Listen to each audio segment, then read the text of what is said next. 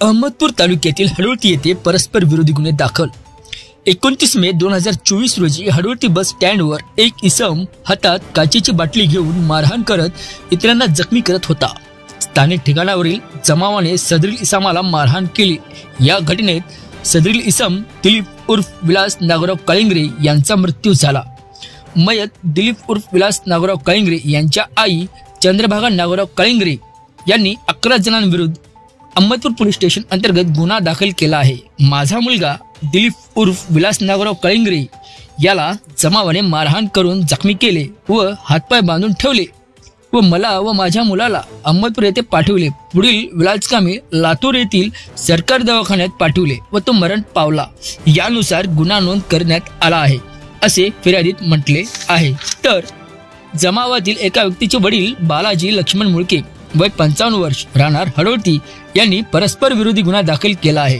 हॉटेलवर चहा पिण्यासाठी आलो असता बरेच लोक हॉटेलवर चहा पिण्यासाठी येतात। त्याचप्रमाणे हॉटेलवर होतो अचानक समोरून दिलीप उर्फ विलास नागराव काळिंगरे राहणार हडोळती हा एका हातात दारूच्या बाटलीचा फुटलेला काच घेऊन तर दुसऱ्या हातात लोखंडी रॉड घेऊन आला व माझ्या मुलास बाटली हाणत असताना मध्ये रॉडने माझा हात मोडून जखमी केल्याने गुन्हा नोंद करत आहे म्हणून अहमदपूर पोलीस स्टेशन अंतर्गत गुन्हा नोंद केला आहे। परस्पर विरोधी गुन्हे दाखल झाल्याने सदरील घटनेचे गांभीर्य समजून पुढील तपास पोलीस विभागीय पोलीस अधिकारी मनीष कल्याणकर करीत आहेत। 29/5/2024 रोजी अहमदपूर तालुक्यातील हडोळती येथे चंद्रभागा नागोराव काळगिरे यांचा मुलगा जो मानसिक आजारी होता तो सकाळी पण FIR प्रमाणे तिने दिलेल्या फिर्यादीप्रमाणे तो सकाळी पण घरातून बाहेर पळून गेला होता।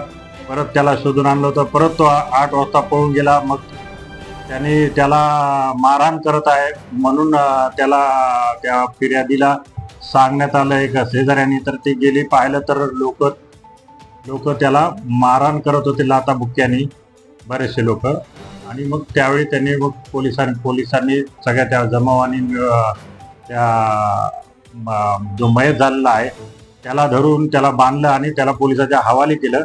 पोलिसांनी त्याला सोडून हॉस्पिटलला अहमदपूरला आणलं। अहमदपूरला आणल्यानंतर त्याची ट्रीटमेंट झाली। ट्रीटमेंट झाल्यानंतर त्याला पुढील उपचाराकरता लातूरला रेफर केलं। तर रेफर केल्यावर तो जिल्हा हॉस्पिटलला पोहोचण्यापूर्वी मयत झाला। त्यामुळे त्या फिर्यादीच्या म्हणजे जी आई आहे मयताची तिच्या फिर्यादीतून 302 आणि विथ राईट्सच्या अन्वये गुन्हा दाखल झालेला आहे।